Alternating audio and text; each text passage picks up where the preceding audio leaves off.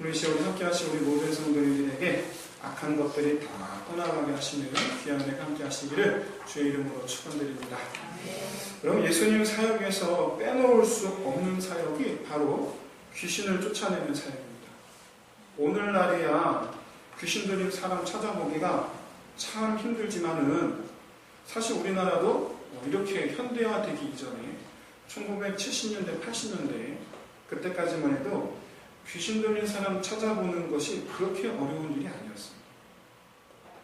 그런데 여러분 사복음서를 보시면요, 예수님께서 귀신을 쫓아내는 일이 주된 사역인 것처럼 보일 정도로 너무나 많아요. 너무나 많이 나타나요. 그래서 바로 이 부분에서 한 가지 의문을 갖습니다. 우리가 알기로 이스라엘, 유대인들은 자기들 말로는 하나님의 백성인데, 자기들 말로는 하나님의 나라인데 어째서 이렇게 귀신 들린 사람이 많았느냐라는 거예요. 어째서? 여러분, 이 질문은 사실은 유대인들이 들어야 되고, 그리고 그에 대한 대답 또한 유대인들이 해야 해요. 왜냐하면 교회 안 다니는 사람들은 귀신 들린 사람들이 별로 없는데, 교회 다니는 사람들 가운데 귀신 들린 사람이 많다면 그럴 거면 뭐하러 하나님을 믿어야 하는지에 대해서 이건 교회가 설명을 해야 되잖아요. 그렇죠? 마찬가지로 이 문제 역시 유대교가 대답을 해야 돼요. 어찌하여 너희 가운데에는 귀신 들린 사람이 많으냐? 유대교에 물어야 돼요. 그리고 유대교가 대답해야 돼요. 그럼 아쉽게도 최소한 성경 속에서 유대인들로부터 이에 대한 대답을 들을 수가 없어요. 최소한 성경 속에서만큼. 게다가 정말 참 아이러니한 것은 이 귀신을 쫓아내시는 것이 예수님의 주된 사역인 것처럼 보이는 반면에 구약에서는 사울 왕의 경우 말고는 아예 나타나지는 않아요. 아예. 다만 스가랴 13장 2절에서 그날에 내가 우상의 이름을 그 땅에서 끊어서 기억도 되지 못하게 할 것이며 거짓 선지자와 더러운 귀신을 이 땅에서 떠나게 할 것이라 라고 스가랴 선지자가 말씀함으로써 당시에도 사람들을 괴롭게 하는 귀신들이 있었다라는 것을 은연중에 알려주고 있습니다. 하지만 구약 성경에서는 사람을 괴롭게 하는 귀신을 언급한 곳은 스가랴밖에 없어요. 다른 곳에 나타나지 않아요. 그 외 다른 모든 구약 성경에서는 귀신이라는 단어 대신에 우상이라는 단어로서 바로 이 귀신 역할을 우상들이 대신하고 있었다는 것을 보여주고 있어요. 그런데 신약 시대에서는 우상이 완전히 사라집니다. 유대인들이 우상을 안 섬겨요. 구약에는 이스라엘 백성들이 우상 섬기다가 망했는데 신약 시대에 오니까 우상을 전혀 안 섬겨요. 대신에 귀신 들린 사람이 많아요. 대신에. 여러분, 이 사실이 우리에게 전해주는 의미는 결코 간단하지 않습니다. 왜냐하면 구약 시대의 이스라엘이든 신약 시대의 유대인들이든지 간에 그들의 역사 속에서 하나님께만 메인바 되었던 적이 없다라는 것을 말해준다는 거예요. 누구에게? 우리에게. 하나님께만 메인 적이 없어요. 만약에 여러분 하나님께만 메인바 되었으면 결코 귀신이 못 들어가죠. 못 들어오죠. 하지만 이스라엘은 하나님의 손에 붙잡힌 바 되지 못하고 오히려 거절하죠. 오히려 거절함으로 우상이든 귀신이든 자기들을 괴롭게 하는 그것을 섬기거나 그것들의 포로가 되는 삶을 살고 있었어요. 그런 이들을 하나님은 내 백성이다 라고 말씀하시고, 그래서 우리는 유대인들을 경건한 하나님의 백성이다라고 오해하고 있어요. 여러분, 성경을 자세히 보시면 유대인들은 역사 속에서 경건한 적이 별로 없다라는 것을 잘 알 수 있습니다. 소선지서 12권과 대선지서 5권, 선지서들이 17권. 선지서 17권은 전부 다 하나같이 이스라엘과 유다에 대한 심판의 내용밖에 없어요. 다만 여호와께 돌아오라, 여호와께 돌아오라, 이 메시지밖에 없어요. 제대로 믿은 적이 한 번도 없어요. 잘 믿은 적이 없어요. 물론 시대마다 경건한 사람 몇 명은 있었습니다. 몇 명. 하지만 민족 전체가 하나님께 경건했던 적은 이 한 손 손가락 뽑아요. 몇 번 되지를 않아요.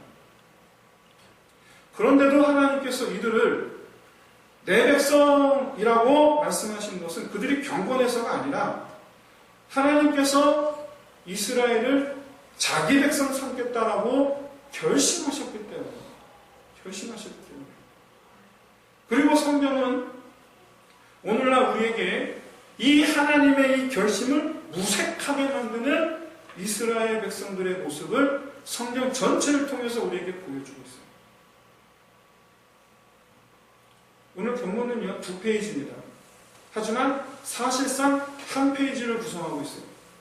그리고 2페이지를 한 페이지로 보이게 만드는 핵심 단어가 뭐냐면 귀신 들린 사람들이에요. 우리는 오늘 본문을 볼 때에 예수님께서 귀신을 쫓아내셨다라는 단순한 사실을 보면서 그랬구나 하고 넘어갈 것이 아니라 누가가 오늘 본문을 쓴 이 복음서를 누가복음을 쓴 누가가 왜 이들 귀신 들린 사람들을 보여주면서까지 우리에게 도대체 뭘 말하고 싶은 걸까라는 관점에서 봐야 돼요. 왜냐하면 엄밀히 말해서 하나님의 나라, 하나님의 백성들의 치부를 들춰내는 일이기 때문입니다. 자기들은 하나님의 백성인데 그런데 맨날 보면은 귀신 들린 사람 천지예요. 어떻게 여러분 하나님의 백성들 사이에 귀신들이 들끓을 수가 있냐 말이에요. 어쩜 우리는 지금까지 기본 전제부터 잘못된 관점 속에서 성경을 읽어왔는지 모르겠어요. 이토록이나 하나님을 떠나 있는 사람들을 하나님의 백성이라고 생각하고 우리가 성경을 읽어왔던 것이 아니냐라는 거예요. 그런데 우리가 지금까지 하나님의 백성이다라고 생각하고 보았던 이스라엘, 왜 그렇게 생각했냐면 다른 게 아니에요. 하나님의 약속이자 하나님의 선언 때문이에요. 내 백성 사물이라.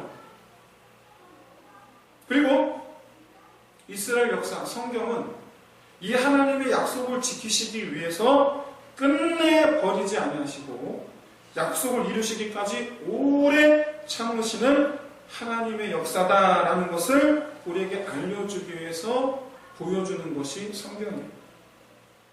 그러므로 우리는 역설적으로 오래 참으시는 하나님을 보면서 끊임없이 하나님의 손에서 떠나 있는 이스라엘을 볼 수가 있어요. 그 가운데에서 특별히 이스라엘을 자기 백성 삼으시겠다라는 이 약속을 이루셨다는 것을 보여주는 것이 신약 성경이고 사복음서에 나타난 예수 그리스도의 사역이에요. 예수님을 구주로 영접하기 이전에 이스라엘, 예수 그리스도를 구주로 영접하기 이전에 유대인들은 하나님의 백성이 아니에요. 그러므로 우리는 성경을 통해서 오히려 불신앙으로 가득한 이스라엘을 만납니다. 그렇기 때문에 우리는 오늘 본문에서 귀신을 쫓아내시는 예수님의 사역이 귀신 쫓아내시는 사역, 단순하게 그게 아니고 하나님의 백성으로 이스라엘을 회복시키시는 사역이시다라는 것을 우리가 깨달을 수 있어야 합니다. 사랑하는 성도 여러분, 제가 지금 무슨 영화에서나 나올 법한 무슨 엑소시즘에 대해서 제가 말씀드리는 게 아니에요. 그리고 오늘날 교회 안에도 귀신이 역사할 수 있다라는 그런 정도의 이야기를 제가 하려는 게 아니에요. 저는 지금 우리의 정체성, 내 정체성, 신앙인으로서의 내 정체성, 그리고 예수님께서 회복시키시려는 내 안의 정체성에 대해서 말씀드리려는 거예요. 그렇기 때문에 귀신이라는 존재 자체가 우리에게 주는 이질적인 이런 감정들은 잠시 뒤로 하고, 오늘 본문에서 우리가 정말 날카롭게 헤집어 보아야 할 것은 바로 예수님의 요구와 사람들의 반응이에요. 오늘 본문 속에서 처음으로 귀신 들린 사람을 만나게 된 곳은 회당입니다. 교회, 회당입니다. 여기서 예수님께 설교를 하시던 중이었어요. 설교하시던 중이었는데 너무나 참 재미있는 사실은 귀신 들린 사람이 안식일날 버젓이 회당 안에 들어와서 설교를 듣고 있었다는 사실이에요. 근데 그걸 아무도 몰랐다는 사실이에요. 그 사람이 귀신 들려 있다는 걸 아무도 몰랐어요. 아무도. 알았다라면 못 들어오게 막았겠죠. 몰랐어요. 그런데 그 귀신 들린 사람이 예수님의 설교 때문에 난리법석을 치기 시작해요. 뭐 때문에? 설교 때문에. 예수님의 말씀 때문에. 무슨 얘기냐면 이 귀신 들려 난리법석을 떠는 사람이 예수님의 그 말씀 때문에 이 귀신이 어떤 내용인지 우리는 모르지만, 기록에 안 돼 있어서 모르지만 그 설교 내용 때문에 귀신이 난리치기 시작했다는 거예요. 그 정치를 들으면서. 지금까지 잘 숨어 있었는데 그 내용 때문에. 여러분 보십시오. 예수님을 향해서 이 귀신이 예수님을 향해서 제일 처음으로 내뱉는 말이 무슨 얘기냐면, 우리가 당신과 무슨 상관이 있나이까? 우리를 멸하려 하나이까? 무슨 얘기냐면, 예수님의 말씀이 기록되지 않아서 우리는 모르지만 분명 틀림없이 귀신이 제일 싫어할 일, 다시 말씀드려서 하나님의 나라의 선포이자 동시에 하나님의 백성이 되기를 촉구하는 설교였을 것이 틀림이 없다는 거예요. 아마도 예수님의 설교하시는 내내 예수님은 그 귀신의 정체를 꿰뚫어 보고 계셨겠죠. 분명히 보고 계셨을 거예요. 철저하게 이 하나님과 유대인들 사이를 가로막고 있었던 신약시대의 이 신약의 귀신들은 예수님의 설교와 사역에 도전을 받습니다. 이대로 있다가 하나님께 다 뺏기겠다. 누구를? 유대인들. 이들을. 그래서 귀신들은 예수님의 사역을 방해하려는 시도를 합니다. 왜냐하면 예수님이 하나님의 아들이라는 것을 귀신들이 밝히면 유대인들은 예수가 하나님의 아들이라는 것을 절대로 받아들이지 않을 것이기 때문에, 실제로 여러분 예수님께서 십자가형을 언도받고 죽으신 죄목 첫 번째가 바로 뭐냐면 하나님의 아들이라는 죄목이에요. 그가 하나님의 아들이기 때문에 죽었어요. 하나님의 아들이기 때문에.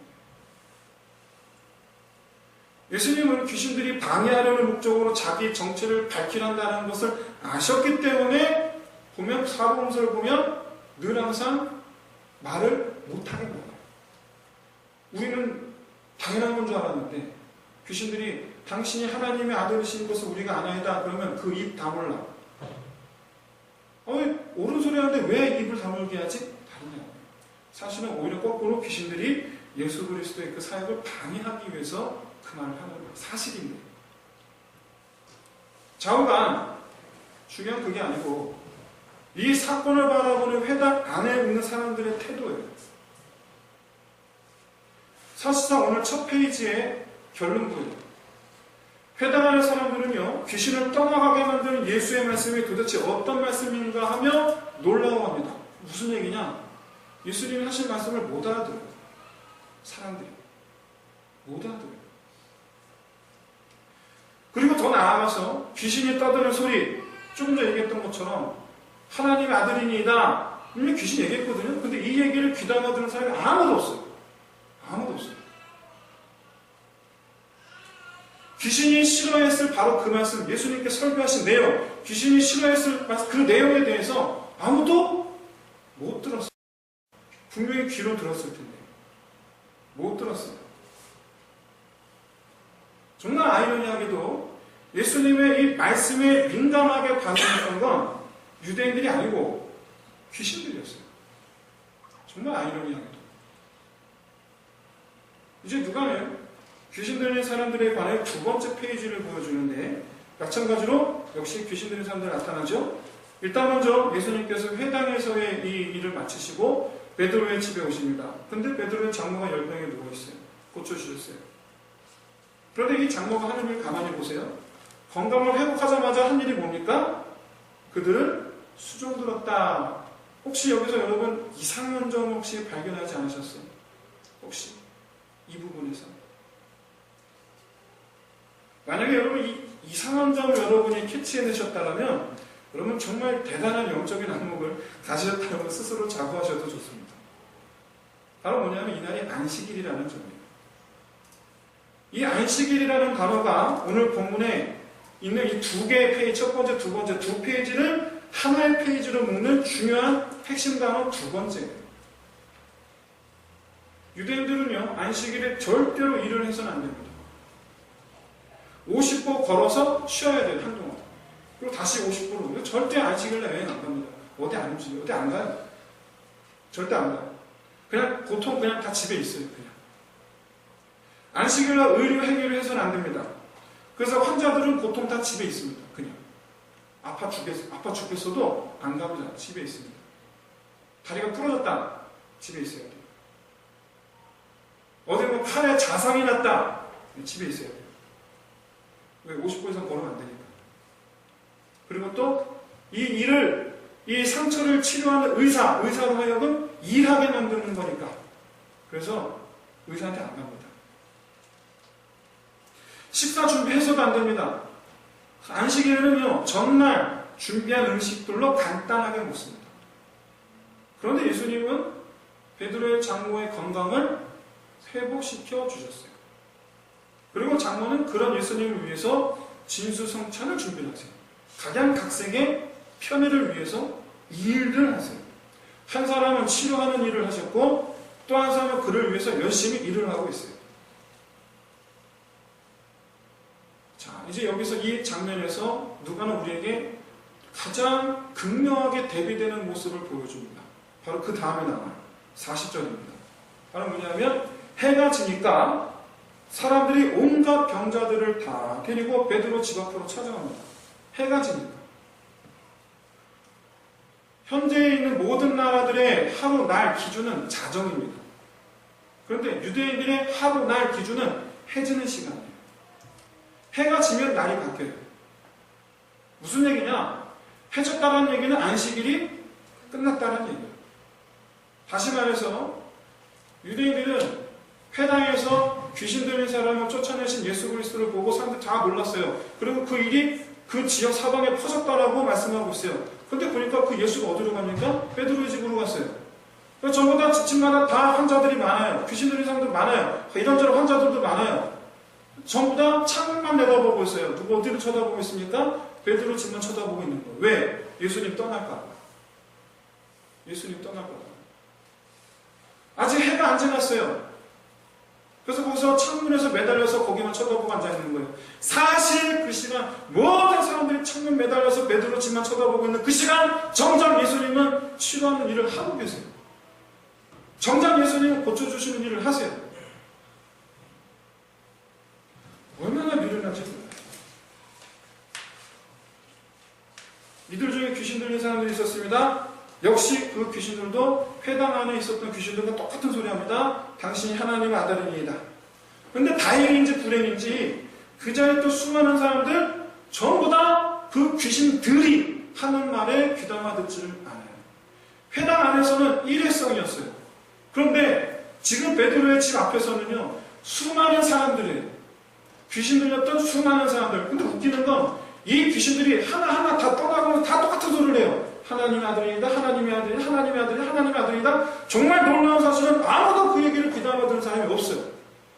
아무도 없어요. 왜?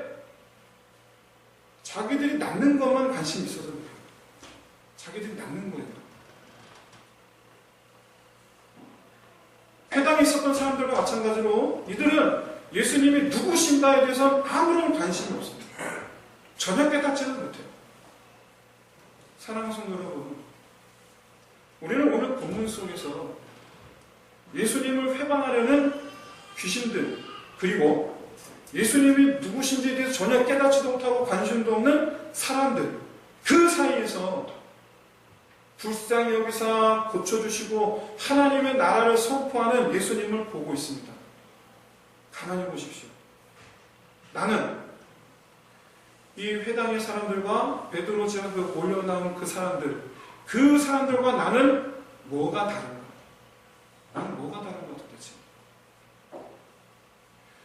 여러분, 우리는 이제 나 자신에게 아주 중요한 질문 하나를 던져봐야 됩니다. 예수님께서 내게 왜 은혜를 베푸시는가? 왜 귀신들을 쫓아내시는가?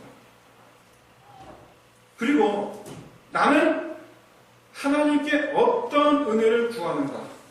내 안에 무엇을 벗어 던져버려야 하는가라는 질문입니다.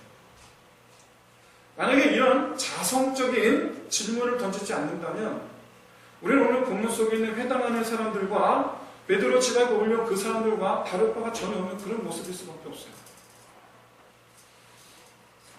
여기 우리는 안식일이라는 중요한 키워드 하나를 더해서 오늘 본문을 자세히 살펴본다면 진정한 안식, 다른 말로 평안입니다. 평안이 무엇인가? 하나님께로 나오지 못하게 붙잡고 있는 것들로부터 노임을 받는 것이 안식이라는 것을 우리에게 보여주고 있습니다. 오늘 본문에서는 귀신들로부터 노임을 받고 율법으로부터 노임을 받을 때에 진정한 안식이 임한다라는 것을 보여주고 있습니다. 하지만 안식일의 노임을 선포하는 예수 그리스도의 사역에 대해서 사람들은 아무런 반응을 보이지 않습니다. 그들은 각기 자기 집에서 안식일 규례 때문에 오고 싶어도 오지를 못하고 있어요. 또 말씀을 들어도 응답하지를 않아요. 자유롭게 해주시려고 해도 스스로 자기를 올가매고 있는 그곳에서 스스로 나오려고 하지를 않아요. 사람들은 안식일에 자유를 얻는 것이 아니라 안식일에 얽매여서 자유롭게 되지를 못하고 있어요. 우리는요, 알게 모르게 하나님께만 집중하지 못하게 만드는, 하나님께로 나아오지 못하게 만드는 것들이나 상황들 또는 가치관이나 습관들이 우리한테 있어요. 예수님의 사역은 하나님께로 나아오는 길을 시온의 대로같이 하는 것이 예수님의 사역이에요. 하나님께로 나오는 길. 하나님께로 나아오고자 한다면 그 어떤 것도 그 걸음을 막거나 붙잡을 수 없게 하시려는 사역이 예수님의 사역이에요. 진정한 안식, 하나님 안에서, 즉 우리에게 진정한 안식을 누리게 하시려는 것이 예수님의 사역이에요. 사랑하는 성도 여러분, 귀신을 쫓아내시는 이 예수님의 이 사역이 안식일에 이루어지고 있다라는 오늘 본문의 이 말씀 속에서 진정한 자유는 하나님께로 나아가는 길을 향하여 얽매이고 있는 것으로부터, 괴롭게 하는 것으로부터 노임을 받아서 하나님께로 나아가는 것이라는 것을 깨닫게 되시기를 진심으로 소원합니다. 그런데 유대인들은 고통이 사라지는 것에서 만족해요. 우리가 바라는 은혜가 겨우 그 정도냐라는 거예요. 이 세상에서의 문제를 해결하는 것이 하나님 은혜의 전부입니까? 우리는 이 세상의 문제 때문에 하나님께로 나아오지 못하는 것을 더 가슴 아프게, 더 괴롭게 여겨야 되는 거 아니겠습니까? 예수님은 분명히 가버나움에서 수많은 병자들을 고쳐주셨고 수많은 귀신 들린 사람들을 고쳐주셨어요. 그들의 고통의 문제를 해결해 주셨어요. 그러나 누가복음 10장 15절을 보시면 예수님께서 변하지 않는 가버나움 사람들을 보면서 한탄스러워 하시는 것을 보여주고 있어요. 어떻게 보면 가장 많은 은혜를 베푸시는 곳이 가버나움인데, 가버나움 사람들은 건강을 회복시켜 주시고 자유케 하신 그 은혜로 하나님께 나아오는 것이 아니라 더 열심히 세상에서 살아가는 모습을 보여줍니다. 이제 말씀을 마치겠습니다.